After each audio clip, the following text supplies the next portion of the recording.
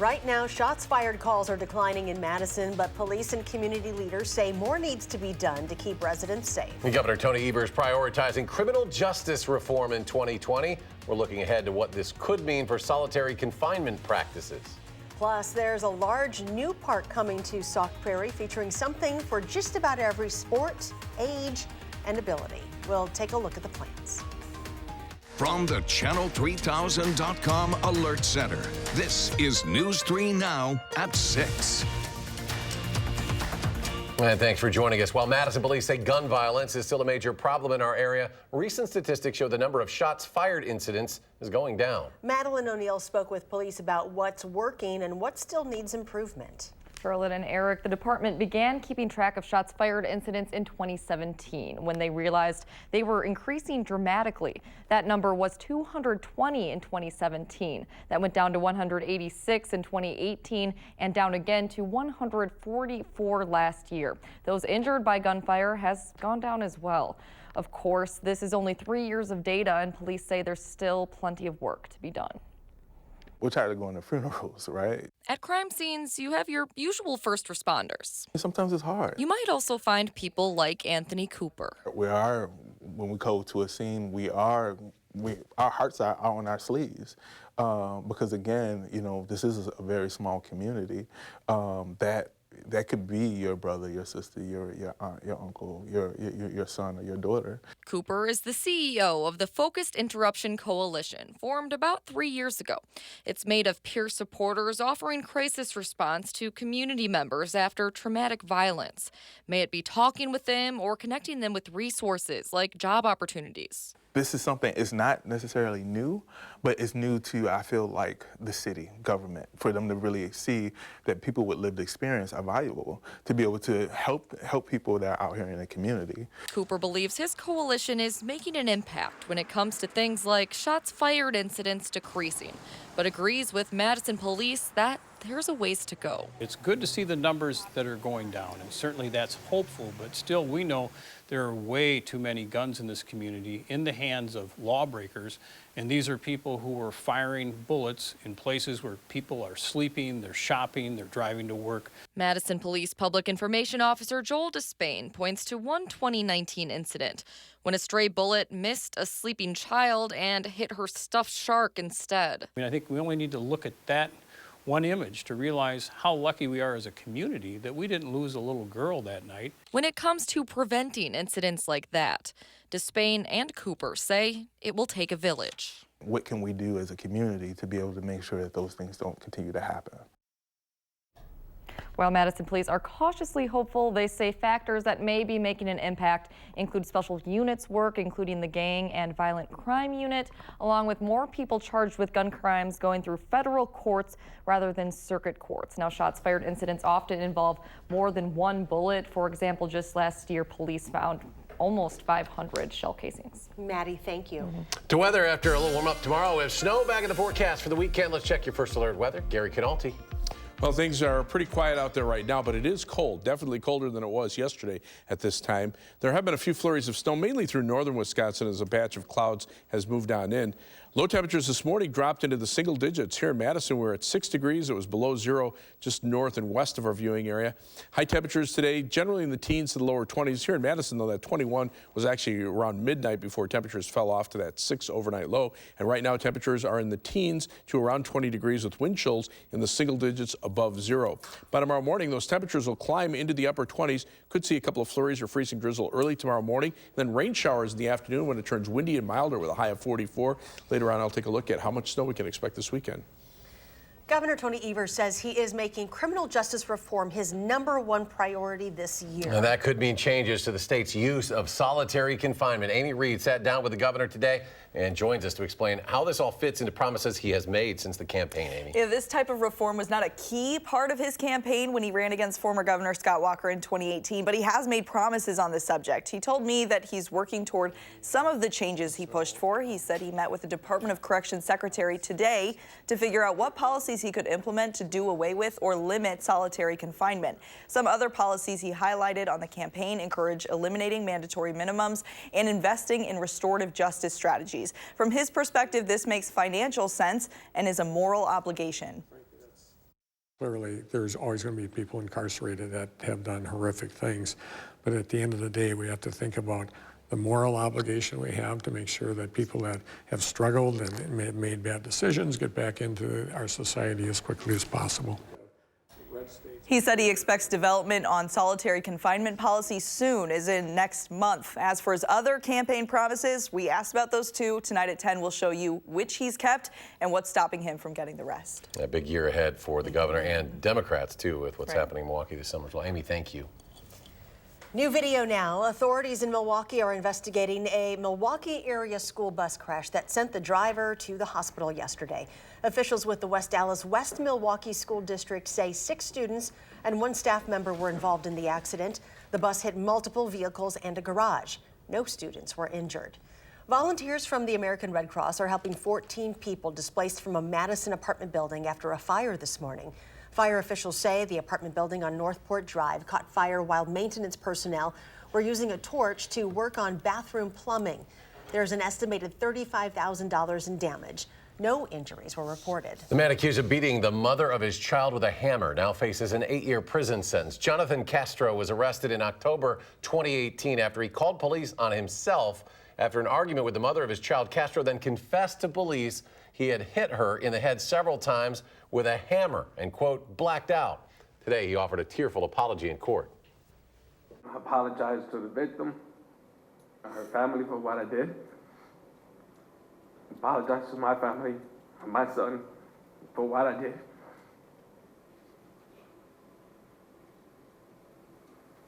And everybody else involved. Following his prison sentence, Castro will face a 10-year probation. Police in Rock County have been bracing themselves for the legalization of marijuana in Illinois. It started on the first of the year. Well, about 48 hours later, a town of Beloit police officer pulled over a driver for speeding. The 20-year-old didn't appear to be under the influence, but the officer smelled marijuana. A search of his vehicle turned up a plastic tube that officers have been trained to recognize as being connected to purchases of pot in Illinois. You know, you drive right across the street and you're in another state where it's legal. So those are some things that we're going to have to deal with. And it remains to be seen what effect it's going to have on our community. Police say the driver was going 46 in a 30 and cited for speeding and also possession of drug paraphernalia. They didn't find any actual marijuana in the car. A bipartisan task force is recommending 13 bills aimed at decreasing water pollution.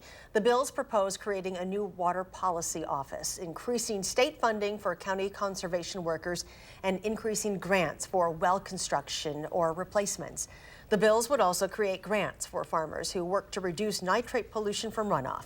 Altogether, the bills call for an estimated $10 million in new spending. The debate over whether to remove more than 200,000 Wisconsin voters from the rolls is becoming even more convoluted now. The Wisconsin Department of Justice asking the state Supreme Court to put the original ruling on hold by Friday or direct a lower appeals court to consider doing so. The case is being watched closely ahead of the presidential election. President Trump won Wisconsin in 2016 by fewer than 23,000 votes. A new report shows state and local taxes are costing Wisconsin residents a smaller percentage of their income now for the 8th straight year. According to the Wisconsin Policy Forum, residents paid 10.3% of their income in 2019. That's down from 10.4% in 2018. The report notes that tax revenues increased in 2019, but were offset by income growth.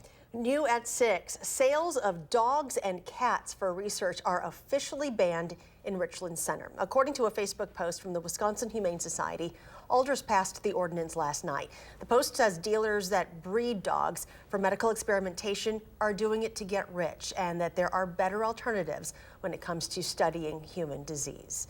An update now to a story we brought you earlier this week about a Waukesha County boy who died during his Make-A-Wish trip to the Mall of America. A GoFundMe page to bring 11-year-old Mikey Horace's body home from Minneapolis is up to $41,000 so far. That is more than double the family's original goal. He died from a brain tumor on New Year's Day after he got his wish of shopping at the Lego store and riding the Ferris wheel at the Mega Mall.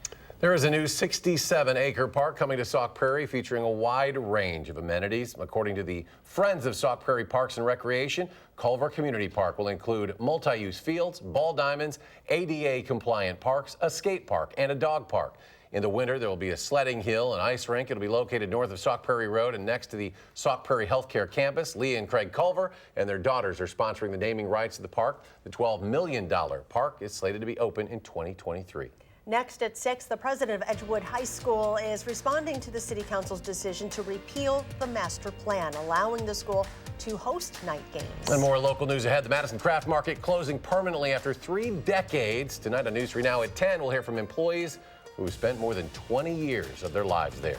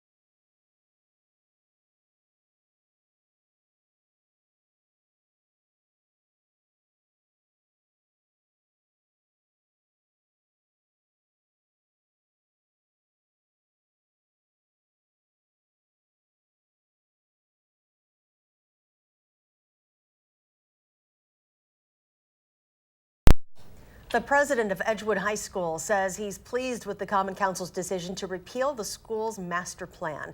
President Michael Elliott said in a statement he feels it was the right decision because, quote, "We were never asking for special treatment. We were only asking for equal treatment." The 15-5 vote last night effectively paves the way for the school to be able to host games at its athletic field. Since 2018, neighbors have expressed concern about extra light and noise that would come from hosting night games there. Elliott says Edgewood remains committed to being the good neighbor it has been for the past 130 years. Verona Area School District Superintendent Dean Gurrell is retiring at the end of next school year. He notified the Board of Education today.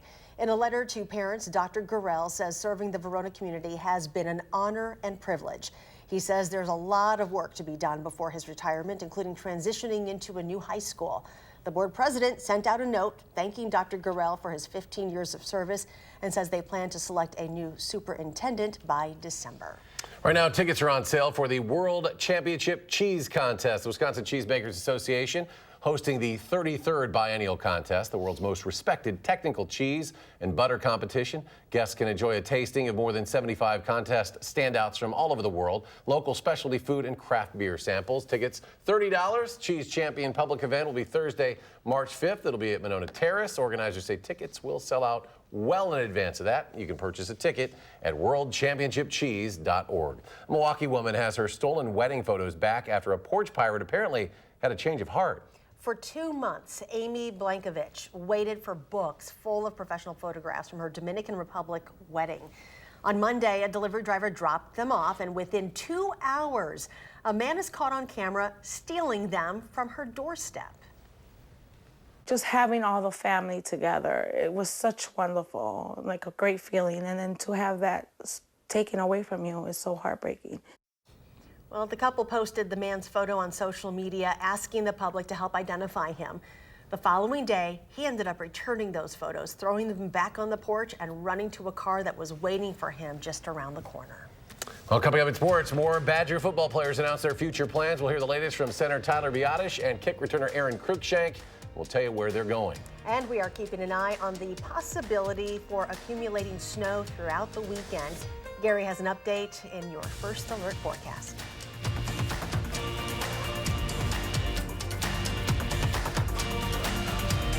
For consistent, reliable storm tracking, watch First Alert Weather.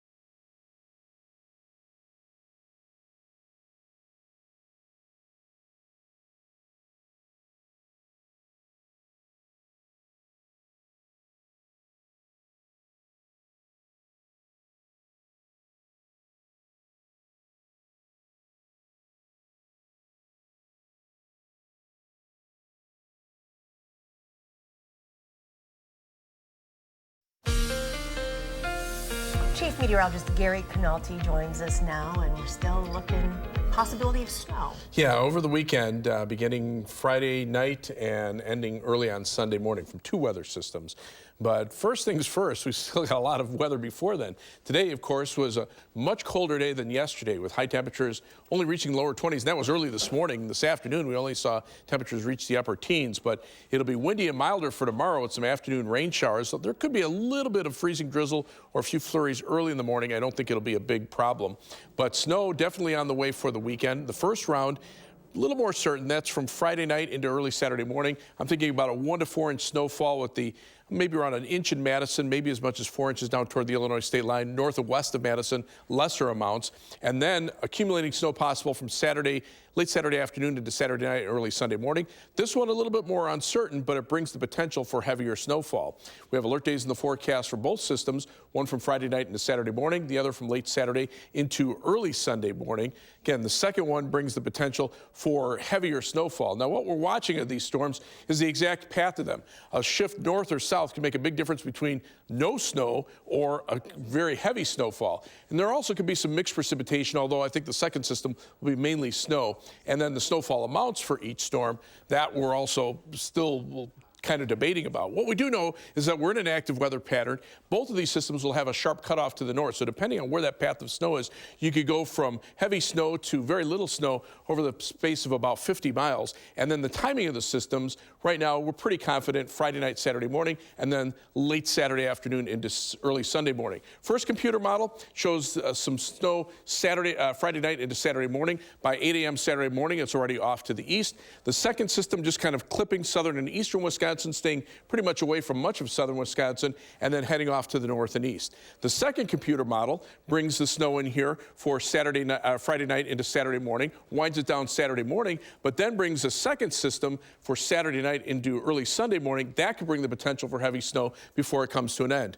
Because of that, the first computer model, looking at all the computer models, the first system, we're thinking about a 1 to 3 inch snowfall, maybe some localized 4-inch amounts near the Illinois state line, north and west of Madison, lesser amounts. The second system brings the potential, and I emphasize the word potential, of about 6 inches or more of snow, mainly south and east of Madison, with lesser amounts to the north and west. But again, it depends exactly on the path of that storm, whether it takes a more southeasterly path or one closer to Wisconsin. 12 for the overnight low this evening, and temperatures rising overnight through the 20s. And by tomorrow morning, look for temperatures to be above freezing. We'll be looking at a high of 44, some rain showers in the afternoon. On future track, you can see those temperatures climbing overnight. Still cold enough for maybe a few flurries or patchy freezing drizzle early tomorrow morning. Rain showers in the afternoon. Then the rain mixing with snow late tomorrow night as temperatures drop to around freezing. Friday, quiet during the day, but notice by late in the afternoon, the latest computer model forecast bringing mainly snow and rain to southern Wisconsin, and those heavier snowfall amounts probably from Madison on toward the south and east. 7 to 10 day forecast, an active weather pattern into next week with some accumulating snow and colder temperatures toward the end of the week. 2 Wisconsin football players are leaving the program, one for the NFL, the other for another school. I'll talk sports to you next.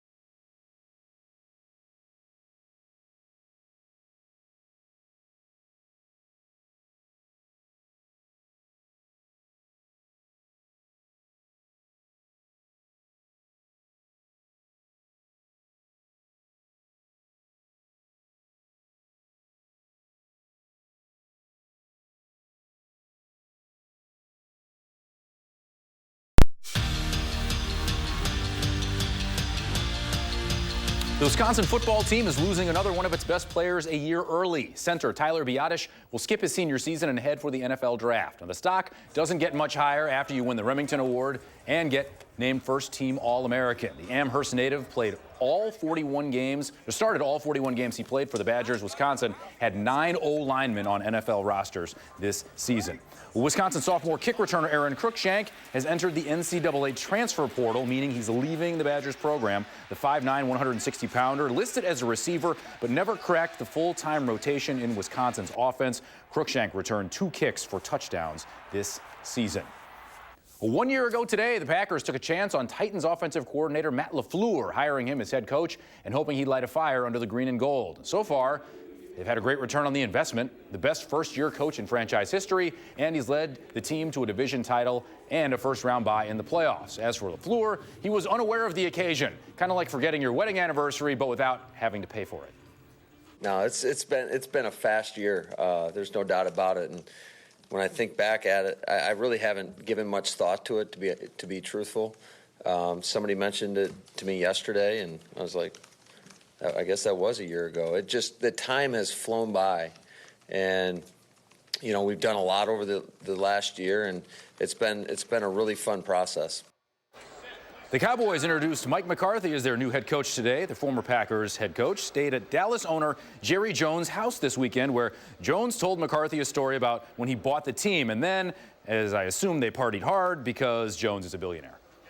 And at the end of the story, he leans over to me and he grabs him by the forearm and reaches out to shake my hand. He says, "And you need to be the coach of the Dallas Cowboys." So I jumped up and hugged him, but and I'll stop right there. We had a hell of a time. Just say that. But no, that's a moment. That's a moment, and that's a story I'll be telling the rest of my life. In a week of NFL coaching hirings and firings, the Brewers locked down their skipper for another 3 years, inking him to a 3-year extension, keeping Craig Counsell, a Milwaukee native, with the crew through 2023. Counsell, hired in May of 2015, led the team to consecutive playoff appearances for the second time ever. He's finished runner-up in the NL Manager of the Year voting the past 2 seasons. The Brewers are 405 and 381 under Counsell. The Wisconsin men's basketball team tips with Illinois tonight at 8 o'clock. Both teams have similar records, and both teams have looked really, really good or really, really bad this season. The Big Ten standings don't show much separation, and the national top 25 changes nightly. Don't bother Badgers head coach Greg Gard with all the rankings talk unless there's a rule change he doesn't know about. There's no point in looking at rankings, really. They don't get to start with the lead. Like, they don't get like 10-0 lead if you're ranked in the top 5, or a 5-0 lead you're ranked in the top 20. So that's for all you people to make a big deal about. We'll shoulder the responsibility. You we'll see you at the people. bed. Yeah, all of us people. Fine, we'll do it. Highlights tonight, hopefully if the game's over in time. All right, Kevin, thank you. Well, pretty quiet out there right now, but it is cold. Temperatures are in the upper teens to around 20. Wind chills right now are in the single digits. Some snow on the way for tomorrow night into Saturday morning. Could be looking at about a 1 to 3 inch, or Friday night into Saturday morning. Could be looking at about a 1 to 3 inch snowfall, mainly toward the Illinois state line. But then the potential for more snow Saturday night and Sunday morning, and then off and on snow chances next week with colder weather at the end of the week. Gary, thanks. Thanks for joining us for News 3 Now at 6. Enjoy your evening, and we'll see you back here at 10.